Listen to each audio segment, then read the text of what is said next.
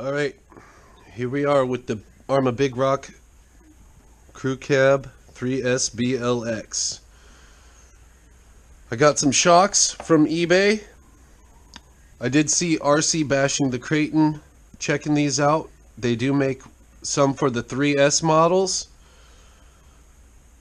He used the ones for the Creighton. Now these come just like this without oil in them. However, I did see a couple guys saying these are not a direct fit. However, they're pretty much a direct fit. And they seem pretty well made. I was kind of hesitant on buying them, but after getting them, they're actually really nice. Especially with the 4mm shaft. The eyelet in the top is a little bit big, so you can't just direct fit it. What I actually did was I took out the eyelet from the top of the stock shock. It's about the same as this one right here. See these stock shocks, it's leaking if you can see. I did put some 50 weight to try to tighten these up, but it wasn't working. It kept leaking. I took them out, drained them, checked the O-ring, and then put them back together. However, the design is nice. If the plastic was a little thicker and it had a little bit more better of a gasket in it, probably wouldn't leak. So what I did is I took the eyelet out and I shaved a little bit just to fit it right in here, so when you mount it right up in your plastic shock tower, it's pretty much a direct fit. I had no problem with the bottoms right here on this one, and they feel really nice. What I used is some 40 weight on these 500 CST. So let's put one in. See how this one goes. Don't want to fill it up too high at first because you want to get your air bubbles out.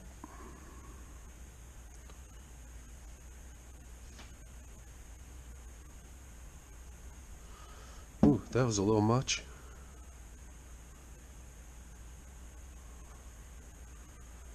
A little air bubble there.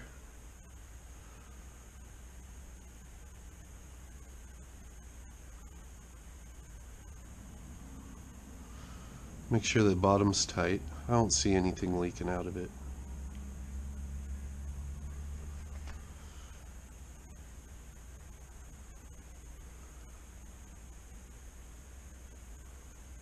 Give it quite a few good pumps before you top it off and put the cap on. You can see quite a few air bubbles. I don't know how well you guys could see this.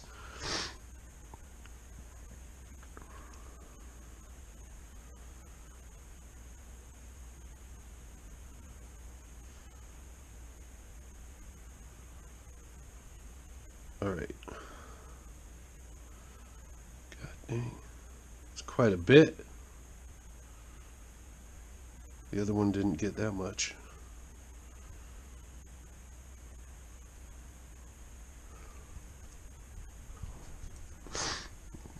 Let's throw this in there. I can redo these later. I don't want to waste the whole video taking air bubbles out. You guys would get bored.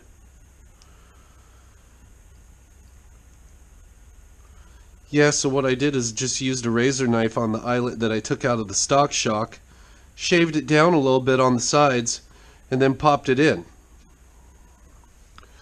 Wasn't too hard. Make sure you clean up any leaks.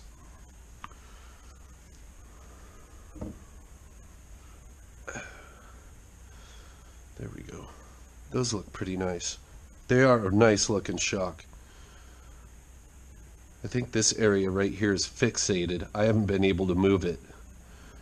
It looks like there is some threads on there, however, but I'm not going to try to mess them up by trying to move it with some pliers or something like that.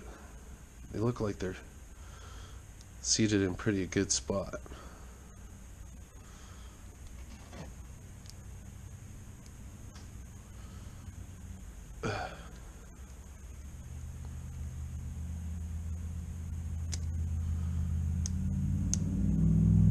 looks good.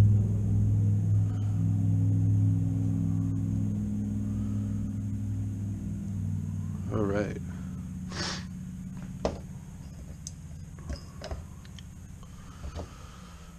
Let's see how this fits in here. Yeah, perfect. Let's mount it up to the shock tower first.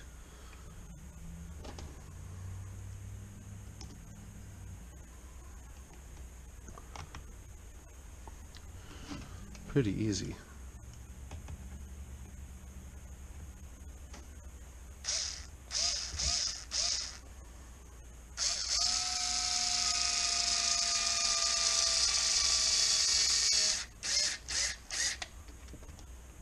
Fairly tight.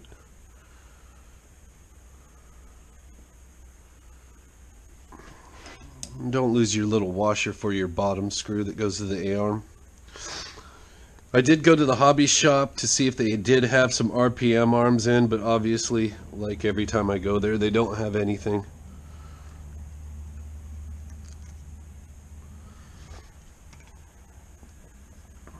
Otherwise, we'd be doing a full A-arm and shock swap. That looks nice. Oh yeah.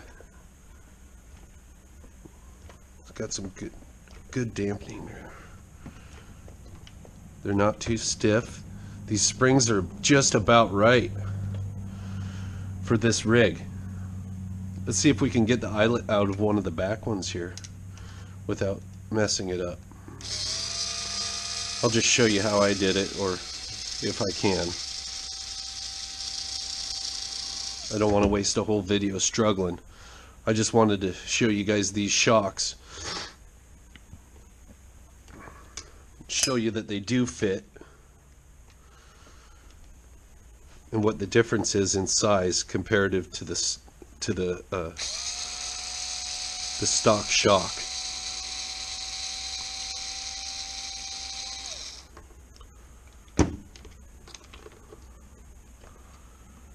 Yeah, we got another leaker here. You can see oil all over it. That's just annoying. Attracting too much dirt. Let's see what I should use here.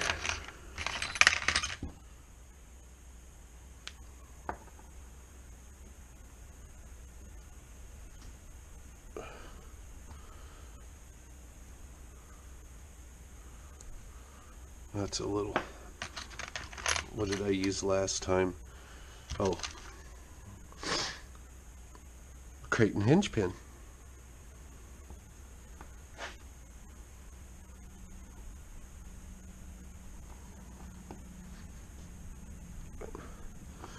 It's a bit of a struggle, but once you get it out, it's pretty easy to do. Another crate and hinge pin.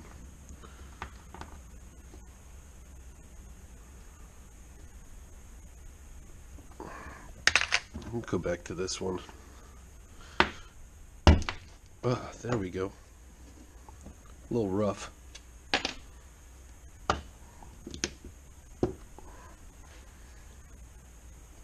If you have a sharp enough razor knife, it's not too bad.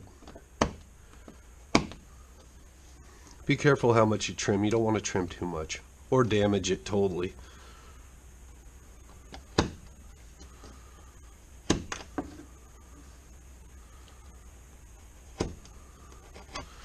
Once you get it started inside the top of the eyelet on these HD shocks, they're pretty good. It fits in there pretty well. That way you have no slop at your top end where it connects to your shock tower.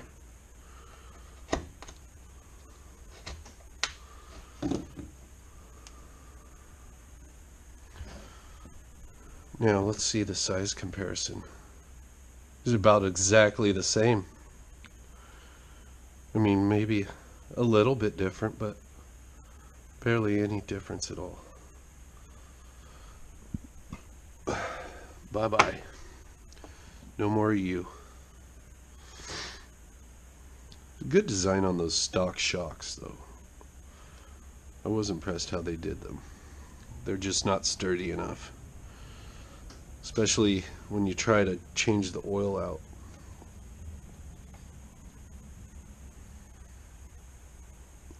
They just want to leak. Maybe I was being impatient with them. A little more trim on this.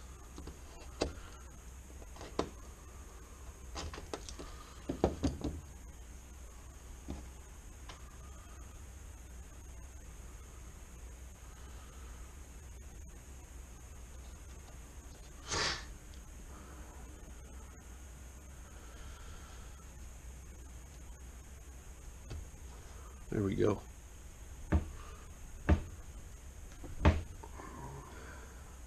It's almost in there.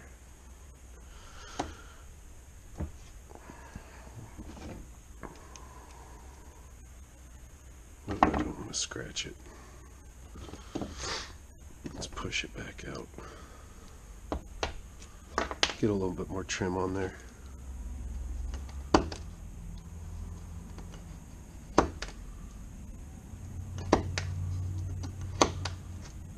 You just want to take a little bit off at a time.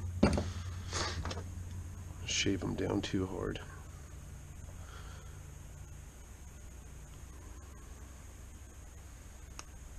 There we go. There. Looks about right to me.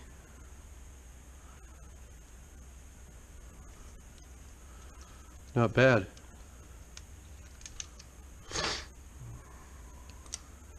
I like to take the spring off, that way it's easier to bleed or pump the bubbles out.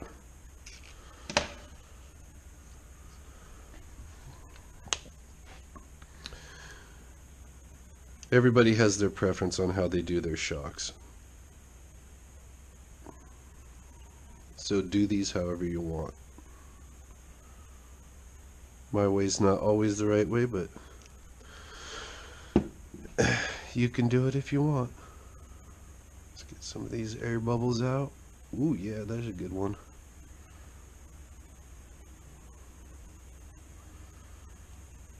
These are made a lot better than the stock. I haven't seen too many other aftermarket shocks on these.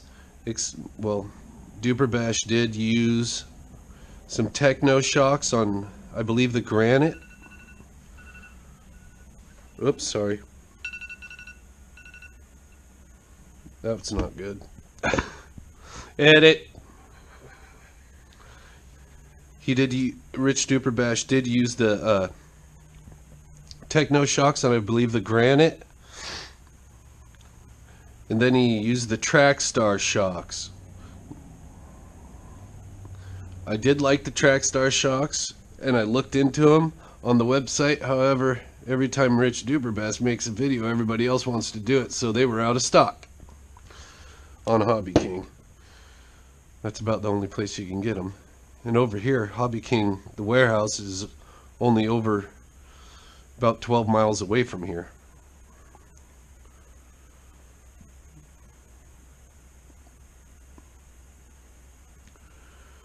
But I haven't seen but maybe one video of somebody using these, and I think they used them on a Typhon for speed.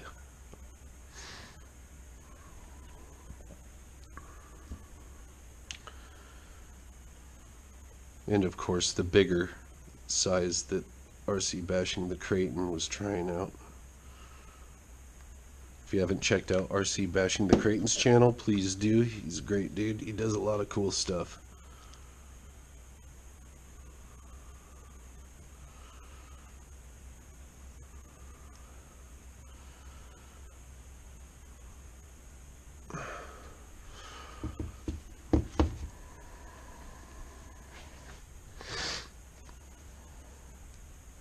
Make sure that's tight and there's no leftover residue. Not to mention, these shocks look excellent. Look fairly durable. We will see. Try to get a video of this posted soon.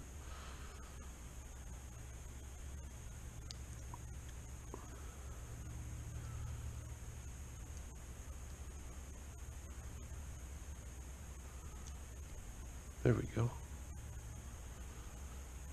Oh man, those feel pretty good. Get these fitted to the rear. I did see somebody using nitro tubing to do this also. I was gonna try that, but I figured let's try using one of the stock eyelets, and worked fairly well.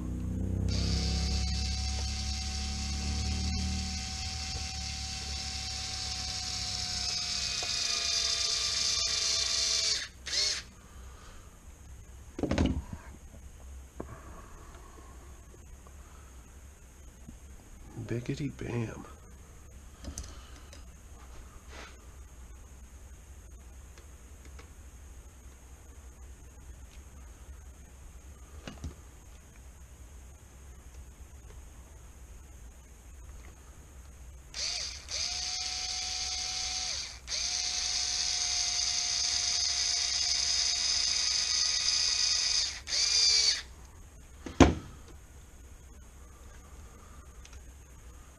Looks good.